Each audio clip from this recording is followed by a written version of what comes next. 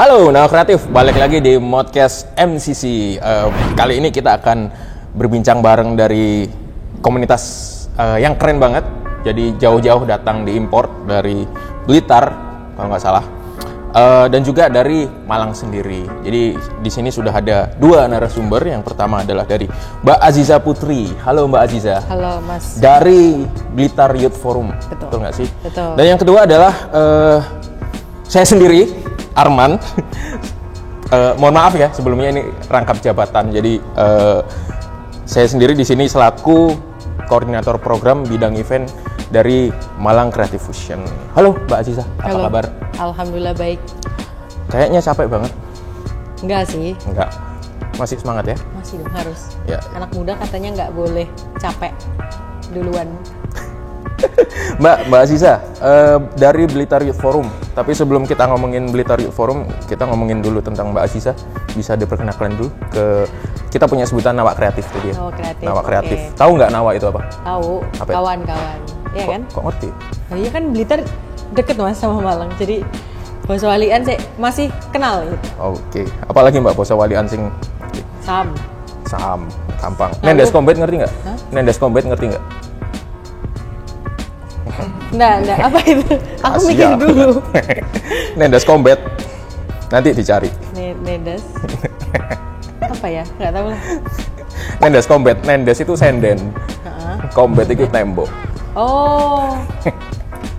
Oke, jadi bisa diperkenalkan diri dulu Mbak Aziza. Oke. Halo, Nawa Kreatif. Kenalin, aku Aziza dari Blitar Youth Forum, asalnya dari Blitar asli Blitar. Emang ono sing KW, Mbak? Hah? Emang Blitar ada yang KW? Ngaku. Oh, ngaku. Asli Blitar yang asli dari Blitar bukan cuma pecel tapi orangnya juga. Oke, terus sekarang kesibukannya kuliah sama ngurus komunitas aja, sama freelance apa nih biasanya? MC gitu. Ya MC, terus bikin konten model. Enggak sih kalau model. Enggak. Sadar diri sih Mas untuk menjadi model. Loh kan model kan macam-macam, Mbak. Ya. Ada yang model randu duit, ada yang Oke, Mbak, jadi kesehariannya tadi udah dibahas ya sedikit tentang ngurus komunitas Blitar Youth Forum. Betul. Berarti bisa cerita dong tentang apa sih Blitar Youth Forum dan apa aja sih yang perlu diurus di Blitar Youth Forum itu? Oke, kalau Blitar Youth Forum itu adalah komunitas ekonomi kreatif. Ekonomi kreatif. Kebetulan isinya anak-anak muda semua. Itu kenapa kita memilih kata youth untuk penamaan komunitas kita. Tapi sebenarnya awalnya tuh dari, kalau yang lain-lain kan komunitas dulu, baru bikin kegiatan ya, Mas. Kalau kita enggak, kita bikin kegiatan dulu, habis kegiatan kita buta arah mau ngapain, baru bikin forumnya. Jadi berawal dari 2019, Dispora yang waktu itu namanya masih Disparbudpora, Dinas Pariwisata, Kebudayaan, Pemuda dan Olahraga Kabupaten Blitar. Itu menginisiasi program namanya Blitar Youth Festival. Jadi itu tuh sebenarnya lebih ke kita dikasih workshop selama 3 bulan gratis. Terus dari hasil workshop itu ditampilin. Nah, waktu itu tuh ada 3 kelas kreatif yang diadakan atau workshop yang diadakan, yaitu kelas MC, kelas modeling, sama kelas fashion designer. Kebetulan aku ikut yang kelas MC. Nah, habis itu 2020 COVID, nggak ada kegiatan. 21 juga masih masa peralihan PPKM kan, jadinya anggaran semua juga kepotong, nggak ada. Jadi akhirnya 2022. Nah, 2022 itu aku dikasih kepercayaan buat jadi ketua pelaksananya Blitar Youth Festival 2022. Bentar. Berarti Blitar Youth Festival ini acara tahunan? Acara tahunan. Yang baru dimulai tahun 2019 tapi ya? Betul. Oke. Dari 2022 itu entah kenapa ada beban tanggung jawab moralku pribadi sebagai ketua pelaksana kegiatan yang kayak merasa, kan waktu itu ada sekitar 60 orang ya Mas yang ikut kelas kreatif workshop gitu. Kayak ada rasa tanggung jawab, nanti anak-anak ini habis ikut kegiatan ini mau ngapain ya? Oke. Gitu. Termasuk juga aku mendapatkan suara keresahan dari teman-teman dari 2019 yang apa ya, kayak merasa habis kegiatan ikut BYF nih ngapain sih? Kok kita nggak ada tindak lanjutnya atau kita apalah gitu, itu nggak ada. Akhirnya waktu itu setelah, aku ingat banget tanggalnya 15 Agustus 2022 sebelum aku hijrah ke Jakarta pada akhirnya, itu aku kumpulin teman-teman alumni 2019 sama alumni 2022 buat aku ajuin gimana kalau misalkan kita bikin forum. Akhirnya disepakati, deal. Itu kebentuk, ada beberapa posisi pengurus yang udah keisi juga di hari itu. Pelan-pelan meminta bantuan teman-teman yang dari 2019 ataupun 22 yang alumni gitu ya. Alumni, bener, sebutannya alumni yang ikhlas untuk bareng-bareng ngurus forum ini, untuk komunitas ini. Akhirnya aku pilih beberapa.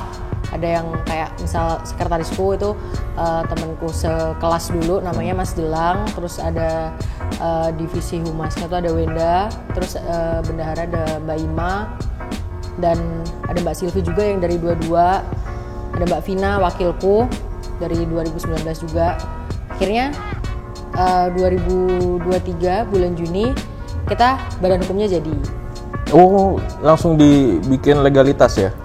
Iya, jadi awal tahun itu kita kan sempat dapat kesempatan buat audiensi ke Kemenpora. Nah, sama Asdip OKK-nya, organisasi kepemudaan dan kepramukaannya itu disarankan untuk legalitas komunitasnya ditentukan dulu, dibikin dulu. Kalau misalnya legalitasnya udah ada, kalian tuh akan lebih mudah bergerak gitu. Iya, betul banget. Ini penting banget. Jadi sedikit notice aja ya untuk teman-teman yang berkomunitas. Kita di sini ada namanya apa sih ya, saya lupa. Cuman memang itulah pentingnya legalitas, karena bahkan untuk berkomunitas sendiri pun juga kita juga diajak untuk dilegalkan seperti itu ya, karena memang benar juga kata Mbak Aziza, itu juga beberapa komunitas di sini juga merasakan, terutama kalau ada semacam ini ya. Mungkin bisa dijelasin kenapa kok ada badan hukum, kalau ini pasti kan untuk ini ya, biasanya kalau ada terima bantuan atau terima apa seperti itu. Itu kejadian nggak sih di Blitar Youth Forum nih? Iya, jadi Kemenko PMK tuh setiap tahunnya kalau nggak salah selalu ada program bantuan lah untuk komunitas kan, komunitas kepemudaan. Insentif lah ya. Nah, iya kayak gitu. Nah, dan syarat mutlaknya adalah harus udah punya badan hukum. Tuh. Nah, fun fact-nya adalah, ini mohon maaf, ini gimana ya, dibilang plagiasi nggak sih Mas? Jadi waktu penyusunan ADART sama badan hukum kita, kita itu sempat dikasih referensi. Badan hukumnya punyanya Malang Creative Mission. Oh, yang nggak masalah dong. Ini sebenarnya sih lebih ke ya banyak kok Mbak, studi tiru kayak gitu namanya. Ya kan nggak ada yang original Mbak. Semuanya itu kan hasil dari amati, tiru. M-nya banyak penjabaran. Mau mengcopy, meniru, modifikasi. Ya, jadi kita juga dari Malang Creative Fusion kan kita merasa di Jawa Timur ini komunitas sejenis kita yang emang udah punya track record bagus dan teruji. Betul. Itu kan Malang Creative Fusion. Jadi kita mencari referensinya dari situ juga terkait kegiatan-kegiatan atau bagaimana isi kalau di ADART atau simpelnya kalau nggak tahu ADART pasal per pasalnya ya, kayak betul. Gitulah pokoknya. Yes, itu nanti yang akan diterjemahkan untuk menjadi visi misi kan, intinya seperti itu. Nah, nyambung nih berarti kan ke pertanyaan selanjutnya, kan berarti tentang visi misinya. Kalau tadi udah latar belakangnya Blitar Youth Forum, terus apa itu Blitar Youth Forum udah dijelasin juga, terus berarti visi misinya Blitar Youth Forum ini apa nih?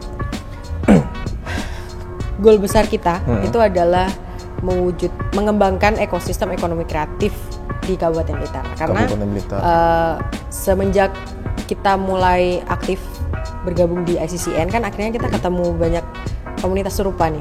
Jadi lebih ke kita tuh pengen ekonomi kreatif tuh bisa mendongkrak semua aspek yang ada di Kabupaten Blitar gitu Mas. Maksudnya kayak kan ini kan ekosistem ekonomi kreatif ini kalau emang bener-bener jadi itu kan keren bisa banget, menguntungkan banget kan, nggak cuma buat kita tapi buat semua masyarakat yang ada di daerah itu gitu. Tapi kita tahu buat untuk mewujudkan goal besar itu tuh banyak tangga yang harus kita lewatin dulu. gitu. Tapi dengan melihat kayak misal Malang nih, Malang sih yang paling, karena Malang tuh paling dekat sama Blitar kan.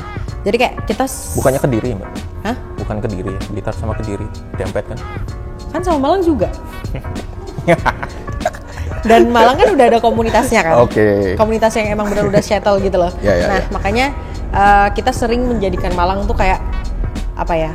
Pengen deh nanti kayak Malang yang akhirnya punya komunitas ekonomi kreatif, punya MCC kayak gini. Ini kan keren banget Mas. Amin. Kayaknya di Jawa Timur yang paling keren emang Malang sih. Jadi malu. Oke.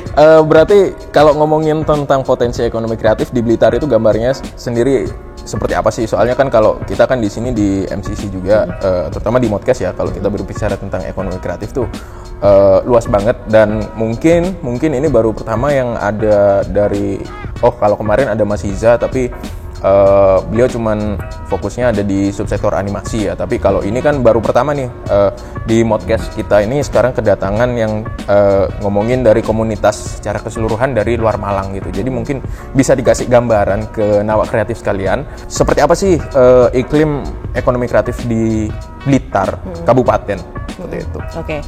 Kalau kita ngomongin secara umum, secara global Kabupaten Blitarnya, yang paling banyak itu tuh potensinya pasti jelas di kuliner. Semuanya di kuliner sih. Kuliner sama kria. Itu banyak banget. Tapi kalau di komunitas kami di Blitar Youth Forum itu kita startnya dari fashion. Oh, fashion. Jadi kan fashion ini kebutuhan yang tiap hari orang tuh perlu dan setiap harinya pasti update. Sandang, pangan, papan. Ya, betul. Kan kebutuhan primer kan. Betul. Nah, itu. Terus makanya kita berusaha untuk menggali gimana fashion ini biar nggak gitu-gitu aja gitu. Nah, tapi yang membedakan, mungkin ini yang membedakan kami dengan komunitas lain ya, komunitas aircraft lainnya, kita tuh bikin dari hulu ke hilir Mas. Jadi di dunia fashion itu kan sebenarnya nggak cuman ada soal fashion aja, tapi dari hulu ke hilirnya tuh dari pembuatan kain, dari gimana akhirnya kain itu bisa jadi baju, gimana baju itu bisa akhirnya diketahui banyak orang, gimana akhirnya orang tertarik ingin membeli baju itu kan ada prosesnya. Nah, di acara unggulan kita yang namanya Youth Festival yang kita kolaborasikan sama Dispora Kabupaten Blitar itu bikin kelas-kelas isinya tuh step by stepnya dari ekosistem fashion ini. Jadi kayak kita kemarin tahun ini 2023 kita bikin kelas ekoprint, kita bikin kelas fashion designer, kita bikin kelas model, kita bikin kelas MUA sama content creator. Bahkan sampai ke bagaimana baju ini bisa dikenal banyak orang, itu kita pikirin, dan alhamdulillah dampaknya adalah dari kita kebetulan bajunya mereka itu udah setelah di show kan nih, setelah di festivalin itu dikelola sama forum, dan alhamdulillah hingga saat ini udah banyak di Blitar orang-orang yang akhirnya misalnya mau ada acara apa gitu, atau pemilihan duta apa gitu, itu tuh sewa bajunya di kita. Jadi itu juga berdampak buat teman-teman yang bikin bajunya. Iya. Itu jadi, dan dari anggota kita sendiri itu juga sudah ada yang produk dia baju kain namanya Astaguna, itu udah masuk kurasinya di Kranasda Jawa Timur, dibawa Bu Arumi ke Korea kemarin. Oh, keren. Sampai ke Korea ya. Nah, itu Mbak, kalau kita ngomongin berarti kan dari teman-teman di Blitar ini kan paling tidak sudah paham ya sektor unggulannya apa. Tapi ada nggak sih Mbak, ini soalnya kita juga jujur ya kalau untuk kita di Malang sendiri, bukan nyombong, tapi maksudnya gini, kemarin sewaktu pandemi itu juga alhamdulillah dari Malang sendiri kan dapat penghargaan kata kreatif. Kata kreatif, oke. Dapat penghargaan kata kreatif. Dari Kemenparekraf. Betul, dari Kemenparekraf. Sewaktu dinominasikan itu dari Malang sendiri itu juga sebenarnya memproyeksikan bahwa wah ini pasti yang unggul kuliner nih, pasti yang unggul kuliner. Karena apa? Karena mungkin berdasarkan data empiris ya, percaya diri bahwa memang sektor kuliner di Malang ini, dan juga yang kedua mungkin fashion dan kria. Karena ya itu tadi ya, mungkin ada hubungannya dengan kebutuhan primer ya. Tapi ternyata kata kreatif yang diraih itu adalah dapat nominasi untuk ini ekosistem ekonomi kreatif untuk aplikasi dan games malah meleset gitu loh dari apa yang kita perkirakan. Iya, dari estimasi kita gitu loh. Tapi ya sudahlah, kita terima aja. Nah, inilah yang penting di sini kan berarti kan apa ya? Data, Mbak. Gimana sih kalau dari Blitar Youth Forum ini mengumpulkan data sampai akhirnya bisa menstatementkan bahwa sektor unggulannya ini adalah fashion dan kuliner kayak gitu. Ya, gini. Kalau di Kabupaten Blitar sendiri, saya tadi bisa bilang, kalau kata kepala dinas ya, saya sempat tanya juga, Pak, subsektor unggulannya Kabupaten Blitar ini apa? Beliau sih jawabnya, kita semua kita unggulkan. Jadi saya tidak mendapatkan jawaban yang spesifik terkait subsektor unggulannya. Tapi kalau di komunitas kita sendiri, kita bangun dari lingkup komunitas ini dulu. Memang kita fokuskan ke fashion, yang itu nanti bisa berpengaruh untuk berharapnya sih bisa berpengaruh ke masyarakat luar, yang ada di luar komunitas kita. Nah, kalau datanya, data sejauh ini sih kita masih pakai data kita sendiri ya, Mas, yang kita analisis sendiri juga. Tapi kalau data-data lebih ke Kabupaten Blitar, itu kita masih ikut datanya dari dinas. Belum pernah mengadakan terjun langsung ke lapangan untuk cross check satu persatu sektor unggulannya kita atau apa, atau mengunjungi mungkin dengan teknik door to door lah, mengunjungi pelaku ekonomi kreatif. Ya, karena sekali lagi itu penting ya. Jadi karena kan dari data itu sendiri pun juga kita bisa menetapkan nanti langkah apa yang akan kita ambil. Karena tapi ya ternyata memang itu pekerjaan yang nggak mudah juga. Betul. Bahkan sampai kita di sini setelah adanya MCC sendiri, itu data ini juga masih jadi satu masalah. Makanya kita juga masih harus terus belajar. Harapannya sih nanti kalau ada yang bisa di-sharing dari Blitar Youth Forum tentang metode untuk mengukur data ini, kita boleh bisa di-share ilmunya gitu. Kalau sejauh ini MCC untuk teknik datanya gimana? Nah, itu kita juga masih belum bisa memetakan karena kan sebenarnya gini, kalau sedikit cerita ya. Jadi setelah dibentuknya MCF lalu ada Komite Ekonomi Kreatif itu, sedikit cerita ini nanti ada sangkut pautnya dengan latar belakangnya MCC juga. Jadi ada 4 keresahan pelaku ekonomi kreatif setelah kita itu berkumpul bersama dan sering cerita tentang keresahannya dari lintas komunitas. Yang pertama itu kan keresahan tentang tempat berkomunal, tempat berkumpul. Keresahannya itu. Yang kedua, ini adalah data. Karena dari masing-masing pelaku ini sendiri juga kesulitan untuk mendata, bahkan dari komunitas yang ada di subsektornya mereka ini sendiri, mereka juga akan kesulitan gitu loh.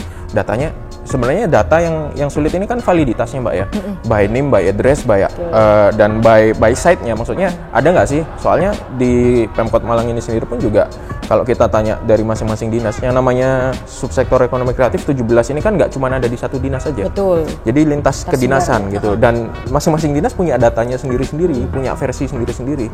Kalau kita mau ngeklaim dari Malang ada berapa pelaku UMKM, wah dari dinas A ada 26.000, dari dinas B 14.000, dari komunitasnya sendiri bilang cuma ada 2.000, kayak gitu. Jadi keresahan kedua ini adalah sinkronisasi data. Jadi nggak lucu dong kalau nanti semisal ada yang tanya, siapa tanya, Mas aku butuh vendor atau butuh datanya untuk pelaku ekraf ini, terus kita kasihkan data yang salah, waktu dihubungin nggak bisa. Itu kan juga jadi salah satu indikator yang kurang bagus juga untuk market ya, untuk konsumen. Lalu keresahan yang ketiga itu adalah kualitas barang, Mbak. Karena kualitas barang ini yang kualitas produksi, maksudnya kualitas produksi, mau itu produk jasa atau itu mau produk consumer goods, kalau kualitas produksinya nggak sama, itu juga nanti akan jadi satu permasalahan juga. Analoginya seperti ini, misal di Kota Malang ini kan terkenalnya untuk kulinernya ada oleh-oleh untuk keripik tempe ya. Jadi kalau ada produsen keripik tempe yang A, ini dia grade-nya bagus, terus ada produsen keripik tempe C, ini grade-nya nggak terlalu bagus. Kalau konsumen itu kebetulan beli yang produknya bagus, ya otomatis yang C ini ikut keangkat dong.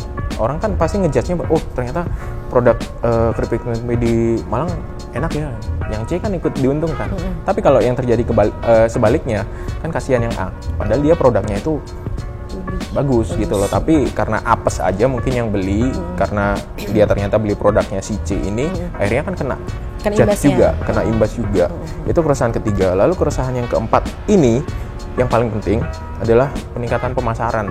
Sebenarnya bukan peningkatan pemasaran ya, tapi bagaimana untuk meng-keep up market ini dengan kondisi pemasaran yang terjadi sekarang. Seperti kita tahu kan, digital marketing ini sekarang kenceng banget gitu loh, dan UKM ini mungkin ada, nggak cuma UKM tapi pelaku ekonomi kreatif lainnya yang mungkin udah ada bisnisnya udah satu step di atas UKM. Industri mungkin skala menengah ini sendiri pun juga akan kesulitan untuk mengikuti pola campaign marketing yang sekarang, seperti itu online shop, live shopping, seperti itu kan nggak semuanya itu bisa. Bisa, benar. Nah, itu kan berdasarkan apa yang terjadi di Kota Malang ya, maksudnya dengan komunitas dan di Komite Ekonomi Kreatif dan Malang Creative Fusion itu keresahannya 4 itu. Harapannya dari 4 keresahan itu setelah ada MCC, di mana itu adalah solusi untuk keresahan nomor 1, tempat berkumpul, itu mungkin akan bisa stepnya untuk 2, 3, dan 4 ini yang nantinya akan kita rembuk bersama. Kan lebih enak rembukan kalau ada di satu tempat yang sama kan, seperti itu. Sebagai apa ya, yang jadi embrionya lah, tempat lahirnya ide-ide itu biasanya di satu tempat, dan anak-anak muda yang kebanyakan saling berbagi keresahan kan. Itu perlu tempat sih, Mas. Nah, kalau di Blitar Youth Forum sendiri udah pernah nggak sih memetakan hal yang seperti itu? Iya.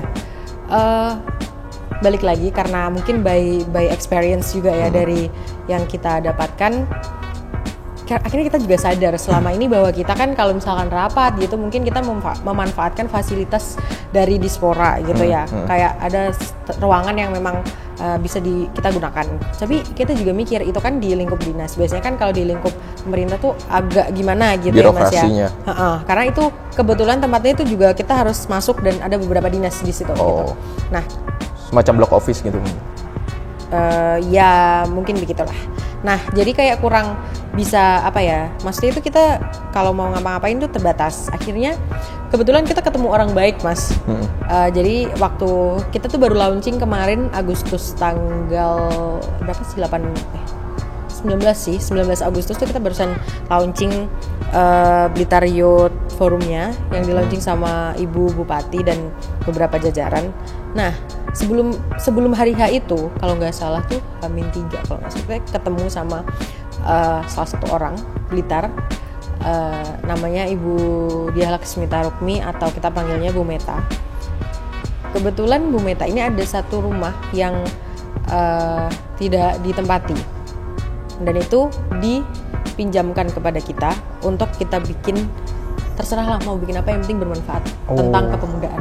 Keren Ibu. Bu siapa tadi? Bu Meta. Bu Meta. Terima kasih Bu Meta. Keren, dan Bu Meta. Juga keluarganya, Bu Ika, Mas Dipo, Mas Echa dan semuanya. Pokoknya thank you banget sama keluarga. Dan kebetulan keluarganya tuh emang banyak yang bergerak di bidang kreatif, Mas. Jadi ketika tahu pelaku bahwa juga ya berarti pelaku. Ya ada yang audio engineer, ada yang emang dulu di produksi kayak di media juga banyak. Jadi kayak ketika dapat kabar kalau rumah keluarga mereka itu kebetulan rumah keluarga gitu loh, Mas. Jadi kayak ketika dengar kabar bahwa itu mau diaktifasi lagi, itu tuh seneng banget dan mereka siap untuk support semuanya. Akhirnya ini nih kita sekarang lagi proses kalau misal bikin maksudnya creative space yang benar-benar lengkap gitu, kita mungkin masih on proses ya, Mas. Bertahap, tapi lebih ke dari step by step dulu lah, yang kecil-kecil aja dulu gitu. Kayak yang penting kita ada sekretariat, terus kita ada tempat kalau misalnya kita mau bikin acara, kita punya galeri buat show-nya karya teman-teman. Ya? Nah, kayak gitu. Dan emang kebetulan mungkin ini ya, kayak saya percaya banget sama teman-teman kalau misalkan niat baik itu pasti akan menemukan jalannya sendiri. Tempatnya itu tuh sangat proper untuk dibuat creative space. Apa Mbak nama tempatnya, Mbak? Rumahnya. Untuk namanya sih masih akan belum kita launching ini ya. Masih rahasia gitu? Bukan rahasia, itu lebih ke bingung mau pilih yang mana sih. Gitu. Mungkin nanti kalau dari teman-teman MCC ada saran boleh lah ya. MCC 2. MCC 2. Iya, itu. Jadi kita mau bikin semoga nanti bisa sebesar inilah. Amin. Ya, tapi Ini menarik Mbak. Jadi ada yang namanya kolaborasi hexahelix ya. Ada yang namanya kolaborasi hexahelix dan tadi Ibu Meta ya, Ibu Meta dan keluarga ini kalau bisa dibilang ya mungkin ini adalah salah satu embrionya untuk kolaborator hexahelix seperti itu. Karena ini sedikit banyak mengingatkan saya kepada pola yang terjadi juga di Malang Creative Fusion seperti itu. Jadi memang ada kalanya butuh, makanya kan keresahan pertama ini kan tempat berkumpul ya. Betul. Tapi ya insya Allah kalau lihat polanya, ini mungkin pola yang sama itu sedang terjadi di Blitar seperti sebelum adanya Malang Creative Center. Okay. Jadi kalau mau sedikit cerita, boleh? Boleh banget. Jadi gantian dong hostnya. Nggak apa-apa, monggo.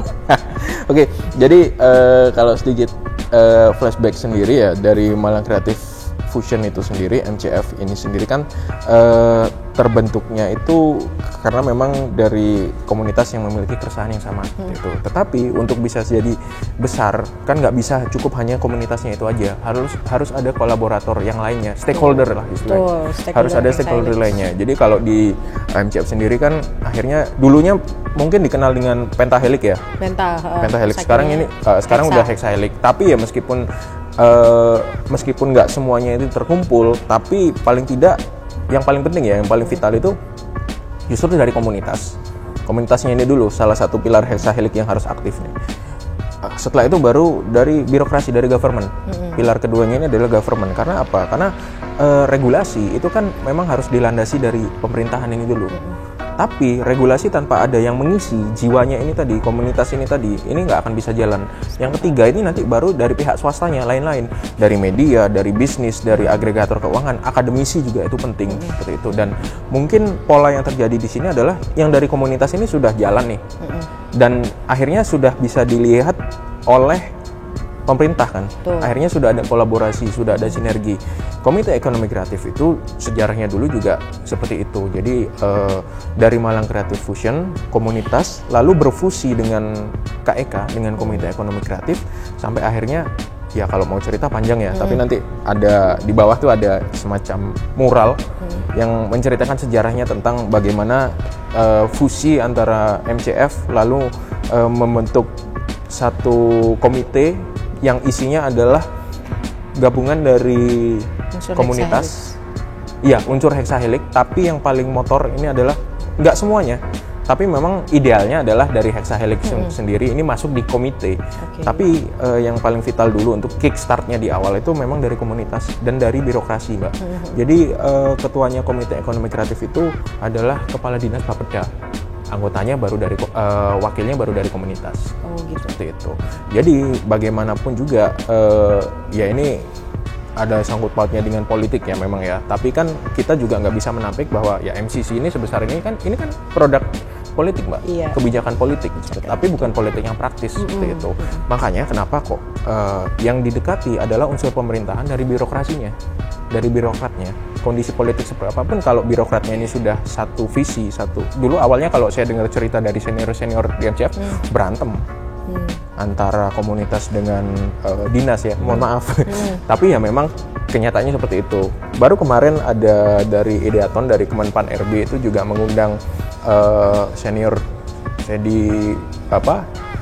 dari Mas Wilstar itu orang figur juga di KEK, beliau dari Bapeda, Kepala Bidang, itu juga bercerita memang sejarahnya memang. Karena apa? Karena dari birokrasi itu, birokrat itu kacamata kuda. Ini saya mengutip perkataan beliau. Birokrat ini kacamata kuda gitu loh. Sedangkan dari komunitas itu kadang juga yang namanya orang kreatif kan nggak bisa dibatasin dengan birokrasi Mbak. Tapi bagaimana caranya supaya bisa saling memahami gitu loh. Yang namanya baru kenalan kan pasti berantem dulu di awal. Lebih setahun itu bisa lebih dari 60 FGD itu ada Mas. Dan itu berantem semua? Ya nggak tahu juga, saya nggak ikut. Tapi kalau dengar ceritanya sih ya memang kan prosesnya ada beberapa lah yang berantem. Banyak kan berantemnya mungkin. Tapi kan itu kan for the greater cause ya. Jadi untuk kebaikan gitu loh. Sama-sama saling memahami sampai akhirnya bagaimana caranya dari sudut pandang birokrasi yang rigid, yang kita tahu itu sangat-sangat rigid, itu bisa meloloskan yang seperti ini dan operasionalnya seperti apa, kok sampai bisa disupport sama APBD. kita selalu menekankan ke mereka bahwa yang penting di sini adalah bukan dari seberapa kuat daerah ini punya APBD. Semua orang membangun bisa, tapi bangun dulu jiwanya ini, baru dibangunkan badannya. Nah itu pernyataan yang menarik Mas, soal membangunkan jiwanya. Nah akhirnya sampai sadar nih bahwa bukan sadar sih, lebih ke membangun jiwa kreatif sampai akhirnya bisa jadi MCC yang kayak gini. Sebenarnya bukan jiwa kreatif, kalau bilang jiwanya berkomunitas sih ya sebenarnya. Oke, jiwa berkomunitas. Jadi gimana? Itu yang kami sangat perlu banget karena kita masih newbie banget ya Mas ya. Dan kebetulan kalau misalkan di sini mungkin banyak yang kayak Samfiki itu kan maksudnya sudah secara basic keilmuan juga sudah dapat, secara pengalaman dan secara umur juga udah. Nah kalau kita nih kebetulan masih banyak anak SMA SMK-nya. Banyakin ngopi Mbak. Jadi kalau nanti di bawah itu ada mural, tapi nanti mungkin bisa dikasih sedikit di sini. Jadi ada judulnya itu dari dari satu warung kopi ke warung kopi yang lain, atau apa ya judulnya aku lupa. Pokoknya obrolan warung kopi lah ya. Yang istilahnya gini. Jadi birokrat perjalanan dari warung kopi menuju MCC Mbak. Jadi memang yang nggak bisa diselesaikan di dalam gedung pemerintahan, ayo diajak ngopi. Yang diajak ngopi itu? Iya, birokrat. Pemangku kepentingan, stakeholder dari Hexahelix ini. Syukur-syukur kalau nggak cuma birokratnya aja, tapi yang jelas dari komunitas ini yang harus ikut mengawal gitu loh. Solidkan dulu. Kalau aku lihat dari Blitar Youth Forum ini ya memang komunitasnya udah solid. Cuman bagaimana caranya supaya menambah barisan di dalam komunitasnya ini. Karena semakin banyak orang, semakin banyak permasalahan kan. Ini masih dalam satu komunitas. Belum lagi nanti dengan pihak lain seperti itu. Tapi salah satu kuncinya itu adalah ya memang kita nggak akan bisa jalan sendiri antar komunitas. Yang dimaksud jiwanya ini adalah dari Hexahelix-nya ini sendiri. Tapi poin pentingnya adalah dari komunitas dan dari birokrasinya dulu harus jiwanya di situ.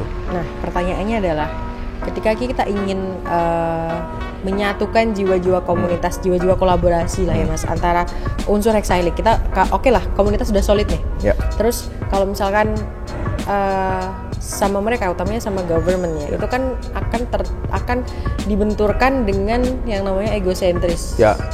Nah, gimana untuk menurunkan egosentris dari government utamanya? Seiring berjalannya waktu Mbak, diajak ngopi sering. Jadi itu prosesnya lama ya. Jadi kalau kita berbicara tentang MCC, memang secara fisik dibangunnya tahun 2020. Tapi itu perjalanan untuk membangun jiwanya itu udah dimulai dari tahun 2016 Mbak. Dulu suatu, kalau nggak salah ICCN ya, Malang itu kan mau ditunjuk untuk jadi ICCN di yang kedua kalau nggak salah. ICCC yang kedua, betul. Yang konferensinya itu tahun 2016, di approach lah ke Pemkot Malang. Pemkot Malangnya excited nih. Tapi syaratnya untuk jadi tuan rumah ICCC harus ada komite ekonomi kreatif. Bingung orang-orang dinasnya, orang-orang birokrat kita bingung, apaan tuh komite ekonomi kreatif. Akhirnya bertemu dengan komunitas Malang Creative Fusion. Dari situ untuk menyamakan dulu satu visi. Yang penting jarak pendek ini selesai dulu. Ini kalau salah mohon dikoreksi ya senior di MCF dan KIK. Tapi cerita yang saya dapat seperti itu. Jadi untuk goalsnya di ICCC ini harus ada komite ekonomi kreatif. Ya meskipun pembentukannya di awal ini nggak mudah dan prosesnya itu panjang sampai bisa dibangun MCC. Yang jelas statement dari mereka adalah ayo diajak ngopi dulu. Oke, ini berarti buat teman-teman yang di Blitar, jajaran-jajaran pengurus BYF, kita PR-nya ngajakin ngopi Bapak Ibu yang ada di birokrasi, oke? Ibu Bupati Blitar, monggo ngopi Ibu. Kalau audiensi nggak bisa, mari kita ngopi aja Bu. Setuju, benar. Itu salah satu. Dan mungkin di Malang sendiri juga diberkati dengan circle yang mungkin karena waktu itu ada key person-nya di masing-masing dinas itu juga pendekatannya pendekatan teman gitu loh. Jadi mungkin yang satu alumni atau kalau dari Blitar Youth Forum nih Mbak, ASN muda sekarang ini luar biasa Mbak. Aku kita kemarin juga sempat kolaborasi dengan Pan RB baru aja beberapa hari yang lalu, sekarang tanggal 30 ya, ini tapping tanggal 30. Kemarin tanggal 28 mereka baru balik dari baru aja event di MCC dan ini rangkaian. Jadi ada Kemenpan RB dengan USAID itu kemarin mengadakan program yang bagus banget namanya Ideaton. Ideaton itu adalah mengumpulkan ASN muda lalu praktisi industri dan juga mahasiswa untuk bikin satu karya inovasi apapun. Itu 6 provinsi dari seluruh Indonesia, dari 600 peserta, akhirnya terjaring sekitar 26 pemenang yang akhirnya dibawa ke Malang. Dan saya lihat, nanti mungkin bisa dicek di Instagramnya kalau nggak salah Tons of ID, itu di bawah, nanti bisa ditampilin ya teman-teman. Itu luar biasa banget kalau lihat inovasi-inovasinya ASN gitu loh. Dan itu kemarin sewaktu datang ke Malang, kita akhirnya temukan mereka dengan bukan petinggi ya, maksudnya dengan senior-senior yang ada di Malang Creative Fusion dan KEK untuk menceritakan tentang runutan bagaimana inovasi di Kota Malang ini terhadap ekosistem ekonomi kreatif.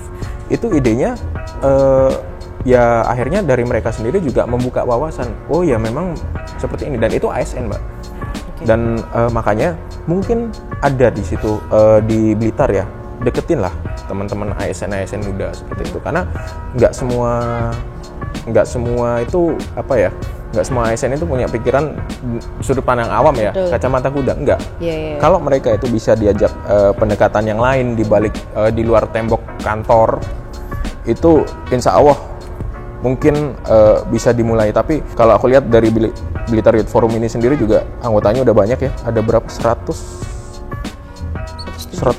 lebih. Iya. Wah, gede banget loh. Malang Creative Fusion sekarang anggotanya berapa? 40 cuma. Dan itu juga anggota terbesar ya, maksudnya dari perjalanan Malang Creative Fusion dari tahun 2016 sampai sekarang, itu yang terbesar itu sampai sekarang ya sekarang ini gitu loh. Koordinatornya, kalau kita kan nggak ada pengurus ya, kalau di Malang Creative Fusion itu adanya adalah koordinator. Jadi koordinator subsektor, koordinator event, koordinator apa seperti itu. 40 orang, tapi kalau setiap kali ada aktivitas ngumpulnya 10% aja udah bagus. Yang namanya komunitas kan seperti itu. Benar. Nah, kalau di Blitar gimana, Mbak? Dari 175 anggota nih, kalau misal diajak kopdar yang ngumpul kira-kira bisa 175? Enggak. Paling ya. Problemnya komunitas memang kayak gitu. Berapa sih? 50 lah. Loh, udah banyak. Dan itu udah lebih dari sih, Mas.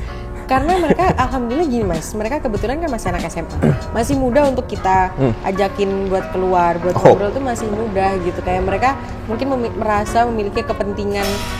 Pertama mungkin untuk ya, kewajibannya ya, eksistensi juga, eksistensi diri sendiri. Jadi kayaknya masih enak sih kalau diajak ngobrol. Tapi itu tadi pola baru yang saya nggak pernah kepikiran sebelumnya soal coba kita melakukan pendekatan dengan ASN muda. Itu akan kami coba sih, Mas. Itu saya rasa memang harus jadi satu ini ya, untuk di setiap daerah yang concern dengan ekosistem ekonomi kreatif dan ingin mereplikasi. Kita nggak serta-merta kasih mereka tips and trick untuk bangun MCC ya seperti apa, enggak, tapi komunitasnya udah ada belum? Sebenarnya jiwanya ini udah ada belum? Bangunin jiwa itu. Betul. Dulu, ya. Setelah jiwa itu dirasa sudah membutuhkan rumah, baru dibangun. Dan itu nanti cerita lain tentang bagaimana meyakinkan ya kita butuh data ya, terus tentang bagaimana meyakinkan bahasa komunikasi ke publik seperti apa, karena MCC sendiri ini dibangun waktu pandemi, Mbak, tahun 2020, dan kita lihat resistensinya gede banget gitu loh. Kalau tidak dibarengi dengan kualitas SDM ASN birokrat yang mumpuni, udah mundur duluan, Mbak. Bahkan yang paling terlihat ini ya, ini kan harus bertarung dengan dewan ya, maksudnya dengan DPRD seperti apa, itu bahkan sempat walkout seperti itu untuk mempertahankan argumentasinya, karena ya itu tidak akan terjadi kalau tidak yakin gitu loh. Jadi memang harus salut untuk Pemkot Malang ya, maksudnya bisa mempertahankan apa sih yang bikin mereka yakin dengan komunitas ini, sampai komunitas ini dibikinkan rumah seperti itu. Dan itu kan bukan hal yang mudah loh, Mas. Dan bukan apa ya, bukan semacam tidur bangun dapat wangsit aku mau bikin creative center 8 lantai, kan nggak mungkin seperti itu. Kepala daerahnya kan itu kan prosesnya yang panjang. Kalau nggak salah waktu ICCN ya, waktu pokoknya acara ICCN tuh ditampilin kan yang waktu di Banjarmasin kemarin profilnya apa ya, enggak waktu itu tuh acara yang Lokakarya kan itu video profilnya MCC ditampilin kan, jadi yang ada dari pihak wali kota terus itulah. Nah di situ kayak benar-benar salut aja. Yang ada kan juga yang ngomong kalau misalkan awalnya dulu saya juga nggak setuju, tapi akhirnya saya setuju karena gini. Betul. Itu kalau nggak salah Samwes ya, halo Samwes. Oh sampai demo Mbak di depan itu. Sampai demo, sampai bikin demo. Tapi gentle-nya karena memang komunikasi ke publik. Jadi sampai sekarang pun juga kalau kita berbicara tentang respon MCC, ini juga PR juga kita bagaimana caranya nanti untuk mengumpulkan data tentang sentimen masyarakat terhadap MCC. Karena sekali lagi juga masih banyak pertanyaan-pertanyaan yang merespon bahwa MCC ini dibangun berapa, modalnya sekian, balik modalnya kapan. Nah itu kan salah satu pertanyaan yang apatis ya.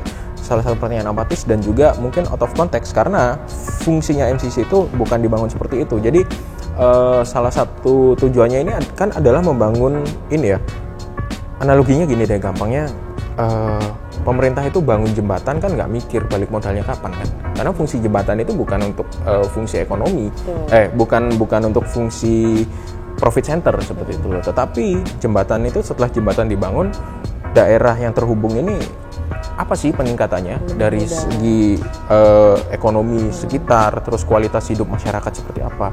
Nah MCC ini adalah jembatan atau jalan raya untuk pelaku ekosistem ekonomi kreatif seperti itu. Jadi kalau ada yang tanya nanti setelah ada MCC ya parameternya apa kesuksesnya, KPI-nya MCC ya apa ya, nanti ya Malang ini kan kota dengan bonus demografi yang gede Mbak, karena lebih dari 60 atau bahkan 70 kampus di Kota Malang, dan setiap tahun penambahan penduduk di Kota Malang ini lebih dari 300.000 setiap tahunnya. Di satu sisi ini bonus demografi, di sisi yang lain angka pengangguran terbuka ini gede. Setelah ada MCC, berapa persen angka pengangguran terbuka yang bisa ditekan?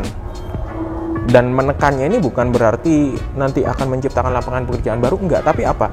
Bisa salah satunya lewat sinkronisasi data. Karena gini Mbak, kenapa kok kemarin kita mendapatkan data kata kreatif ya lewat ekosistem aplikasi dan games?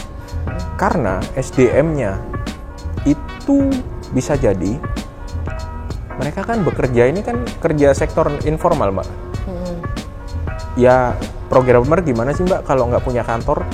Kerjanya kan bisa jadi di coworking space, di warung kopi seperti itu. Tapi itu dihitung sama BPS pengangguran Mbak. Oh iya. Bisa jadi kan dihitung seperti itu.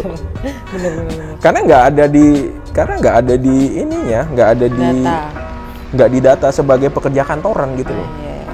Itu kan juga menyumbang salah satu mengapa kok angka pengangguran terbukanya tinggi. Tapi malah sektor ekonomi aplikasi dan gamesnya tinggi seperti itu. Nah setelah ada MCC, setelah datanya ini disinkronisasi, benar nggak sih angka pengangguran terbuka di Malang segitu besar?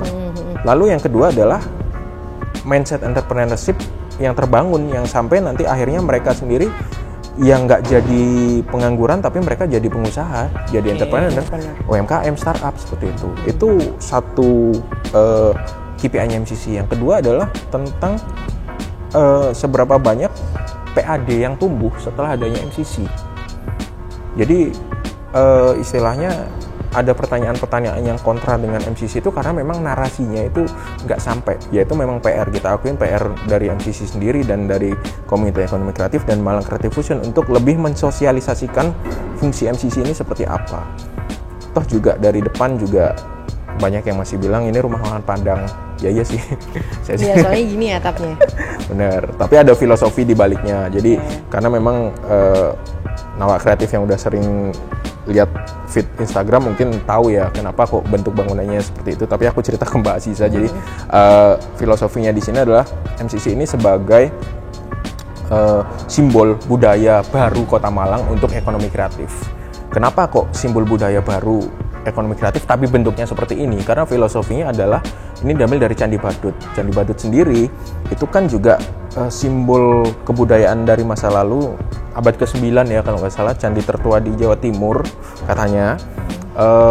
Itu kan juga simbol kebudayaan tapi masa lalu gitu loh. Jadi ini adalah apa ya lawan katanya miniatur maksiatur. Kalau bukan miniaturnya Candi Badut, tapi Candi Badut yang lebih besar lagi sebagai simbol kebudayaan ekonomi kreatif baru di Kota Malang. Mengadopsi bentuk Candi Badut untuk jadi MCC ya? Secara naratifnya itu seperti itu. Tapi ya entah kenapa. Kalau MCF sendiri berarti di MCC ini sebagai inisiator atau embrio nih? Embrionya. Jadi setelah ada MCF, terus ada KEK. Setelah ada KEK itu dipetakanlah keresahan dari pelaku ekonomi kreatif, sampai akhirnya roh ini sudah membutuhkan rumah. Akhirnya, dan dari pemerintah Kota Malang sendiri juga udah melihat kebutuhan itu gitu loh. Akhirnya dibangunkan. Jadi bicara tentang MCC nggak akan bisa lepas dari Malang Creative Fusion dan dari Komite Ekonomi Kreatif. MCC ini sudah melewati 3 kepala daerah sampai yang sekarang ada Pak PJ Wali Kota Pak Wahyu Hidayat, sebelumnya ada Pak Sutiaji, dan sebelumnya lagi ada Abah Anton. Dan itu nggak bisa dihilangkan kan, itu kan fakta sejarah Mbak. Jadi tongkat estafet seperti itu. Kurang lebih seperti itu sejarahnya. Dan kalau mau dideketin lagi dengan Blitar Youth Forum, berdasarkan yang tadi Mbak Aziza ceritakan dan aku baca sambil baca contekan nih, wah ini prototipenya, ini sudah satu langkah on the right track kalau untuk apa yang sudah dilakukan dengan teman-teman di MCF kayak gitu. Cuman tinggal mungkin ya deketin aja dinas. Ya, kalau untuk saat ini sih dinas yang paling dekat sama kita, yang ibarat kata tuh menganggap kita jadi mitranya iya, jadi anaknya iya, itu Dispora. Kalau untuk Disbudpar udah deket tapi sekarang dipisah ya? Iya. Dinas Pemuda Olahraga sama Dinas Budaya Pariwisata dipisah sekarang. Jadi secara substansi itu kita bisa ikut Budpar, kita bisa ikut koperasi, kita bisa ikut dinas UKM itu, Perindak mungkin bisa juga. Tapi kalau untuk pelakunya, karena kita anak-anak muda semua, itulah kenapa kita ikutnya, bukan ikutnya sih, tapi lebih dekatnya sama Dispora. Punya hubungan yang cukup intim sama Dispora. Nah, tapi saat ini kita lagi bangun lah Mas, hubungan yang baik sama dinas-dinas lain. Kita insya Allah adain safari OPD gitu ya. Nggak cuma ke dinas saja, mungkin nanti ke Bapeda juga. Tapi kalau untuk saat ini yang kalau di pusat kita udah safari ke Kemenpora, Kemenparekraf sama Kemenko PMK, itu udah kita safari ke sana. Kalau bisa Bapeda ini juga vital, karena makanya kenapa kok Komite Ekonomi Kreatif itu ketuanya Kepala Dinas Bapeda seperti itu. Dan ini juga yang baru kita petakan ya, setelah ada MCC ada satu dinas lagi yang harusnya kita ajak kolaborasi juga. Apa itu? Dinas ini tenaga kerja. Oh, Kemenaker ya? Betul. Iya benar-benar. Karena MCC ini kan fungsinya kan ada peningkatan SDM, dan SDM ini kan juga tenaga kerja Mbak. Iya.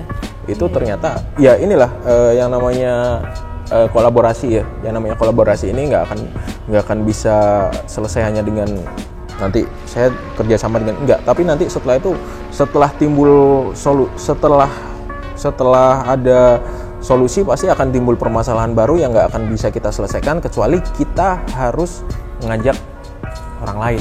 Benar. Itulah kenapa di MCC ini tagline-nya mau kolaborasi bisa di MCC. Jadi kita berharap semua yang datang ke MCC ini nanti akan membawa permasalahan yang nantinya akan kita sama-sama carikan solusi lewat kolaborasi. Kalau dari Blitar Youth Forum sendiri apa nih tagline-nya? Tagline-nya tuh no young no change. Nah, kenapa kita pilih tagline itu? Kan artinya kan kalau nggak ada pemuda nggak akan ada perubahan. Jadi kita tuh pengen Blitar tuh punya wajah baru gitu. Kita sebenarnya bosen aja sama Blitar yang cuman gitu-gitu aja, yang nggak punya wajah baru, yang ya sorry to say ya, maaf ya buat teman-teman yang berkomunitas di Blitar. Kadang tuh wajahnya tuh politik juga nggak jelas arah politiknya kemana. Terus banyak komunitas yang cuman Mas, programnya tuh cuman reorganisasi aja gitu. Jadi kayak kita sebel aja. Mungkin ketemuannya membernya waktu lengkap itu paling lengkap paling pas pembentukan sampai pembubaran. Iya bener, kayak gitu. Jadi kayak kita pengen punya wajah baru di Blitar melalui komunitas ini. Kita kasih warna yang belum pernah ada di Blitar. Dan sebenarnya yang susah sih komitmen ya Mas ya. Betul, karena mempertahankan itu lebih sulit daripada memulai. Bener. Sebenarnya memulai juga kalau dibilang mudah banget juga enggak gampang, tapi lebih sulit. Tapi lebih sulit. Kayak misalnya kita bikin komunitas tuh sewaktu-waktu bisa. Misal komunitas kita ingin berbadan hukum gitu, bisa langsung datang aja ke notaris. Tapi setelah badan hukumnya jadi, setelah pengurusnya jadi ada, mau dibawa kemana? Itu yang susah. Dan itu yang kita pengurus-pengurus ini lagi struggle banget buat itu, untuk mempertahankan, menghidupi, baik itu dari segi dari segi gimana kita tim building dari komunitas ini sendiri, sama supaya dapur tetap ngebul lah. Itu karena kita arahkan ke sana, Mas. Kalau kita ngomongin ekonomi kreatif tuh sebenarnya ujung-ujungnya kan tetap ekonominya di depan. Iya, ekonominya di depan. Berarti ujung-ujungnya harusnya tetap duit gitu. Ya. Gimana cara kita sama anak-anak buat tetap bisa menghasilkan uang dari kegiatan-kegiatan kita. Karena kreatif itu nggak asik kalau nggak berekonomi. Kita bilangnya di situ gini, MCF itu sampai sekarang nggak punya kas loh, Pak. Oh iya? Betul. MCC sampai sekarang nggak punya kas, dan itu saatnya kita berubah. Ya mungkin itu sih. Jadi kayak kita bikin penyewaan baju dan lain-lain itu juga tetap ada yang kita alokasikan buat kas kita. Siap. Nah ini menarik sih. Kalau kita di MCF sendiri juga sedang menginisiasi untuk bikin semacam tour ya. Kalau aku mungkin kalau di Malang ini, karena Kota Malang ya, kita ngomong Kota Malang kan nggak ada yang bisa dijual selain Kota Malang ini nggak punya landscape yang bagus. Kota Malang ini kalau mau ngomongin pasti secara destinasi wisata yang fisik pasti kalah lah sama Kabupaten Malang dan Kota Batu. Akhirnya yang bisa dijual di Malang ini ya kita human trafficking. Kita jual SDM-nya. Kita jual SDM. Jadi kita yang untuk bergerak ke arah sana ya kita bikin destinasi wisata ke lokasi-lokasi ekosistem ekonomi kreatif. Kayak mungkin kita bisa bikin destinasi wisata ke studi arsitek, kita bikin destinasi wisata ke studio games, seperti itu. Itu salah satu cara kita untuk di komunitas untuk berekonomi. Tapi ya memang namanya kan ekonomi kreatif tuh. Ada yang kreatif doang tapi nggak ada ekonominya. Iya. Dan itu yang kan bikin komunitas nggak sustain. Sama ini sih tadi yang lupa. Kenapa BF ada kan karena keresahan kita banyak. Jadi kalau anak Blitar Mas ya, udah usia SMA, mereka misalnya ditanya, mau kerja nggak? Mau, gimana? Ya pokoknya nggak di Blitar jawabannya. Karena di Blitar nggak ada lapangan kerjaannya Mas. Oke. Nah terus habis itu tuh kita pengen kayak anak-anak SMA tuh minimal nggak apa-apa lah abis misal kuliah dulu kan kalau anak Blitar pasti hijrahnya ke Malang ya Mas kalau kuliah ke UB, UM banyak banget. Kayak misal saya SMA nih. Tapi ngomongnya lu gue. Iya. Saya sebel banget tuh kalau misalkan tahu teman saya dari Blitar terus kuliah di UB nih terus ngomongnya lo gue kayak kowe iki uripmu ning Jawa men banggahan. Terus kowe wong Blitar, kon mek kuliah ning Malang tok. Ya ngomong lo gue enggak pantas. Orang Blitar sendiri sebel ya ternyata ya. Enggak kalau dari kita enggak, kita it's okay. Kalau saya pribadi sebel sih. Saya pribadi jujur aja sebel gitu. Kayak enggak di tempat baru enggak harus bukan berarti budaya kita hilang, bukan berarti kedaerahan kita hilang gitu ya. Nah, balik lagi. Terus kayak kita tuh pengen anak-anak Blitar tuh habis kuliah, apa yang mereka dapatkan dari kuliah itu tuh bisa dikembangkan di Blitar, balik ke Blitar itu. Dan kayaknya mungkin bagi teman-teman Blitar Youth Forum ini PR mereka tuh, tantangan mereka tuh gini, kita jadi di challenge sama salah satu dewan pengawas kita namanya Pak Yudi, dia itu kabid kepemudaan di Dispora. Anak BEF boleh kuliah di luar, tapi nanti lulus harus pulang ke Blitar dan ngebangun Blitar. Itu bener PR banget sih sebenarnya. Ya, itu bangun daerahmu guys. Gitu. Oke Mbak, ini karena udah mau maghrib juga ya. Thank you banget sebenarnya, banyak banget nih yang dari Blitar Youth Forum yang pengen kita kita kulik lagi supaya Nawa Kreatif juga dapat gambaran gimana di luar. Tapi karena keterbatasan waktu, mungkin bisa dong kita lain kali yang main ke Blitar untuk bikin podcast. Insya Allah nanti kita kan Desember ini mau launching itu kreatif space-nya kita. Nanti kalau misalkan dari Malang berkenan untuk hadir ya Mas ya, untuk Nawa Kreatif datang ke Blitar. Blitar nggak cuma ada Bung Karno aja kok, nggak cuma ada makam Bung Karno aja. Nanti kita kasih warna baru. Mantap. Oke, sukses terus dari Blitar Youth Forum dan Mbak Aziza. Siap. Thank you. Kita tunggu nanti ada sesuatu yang keren lah dari Blitar Youth Forum. Harapannya nanti ada Blitar Creative Center, siapa tahu kan. Diamini aja dulu. Amin. Oke, thank you. Kalau gitu Nawa Kreatif Sekian podcast kita kali ini. Kita bikin tagline dulu dari Blitar Youth Forum. No young, no change. Mau kolaborasi? Bisa di MCC. Dadah. Dadah.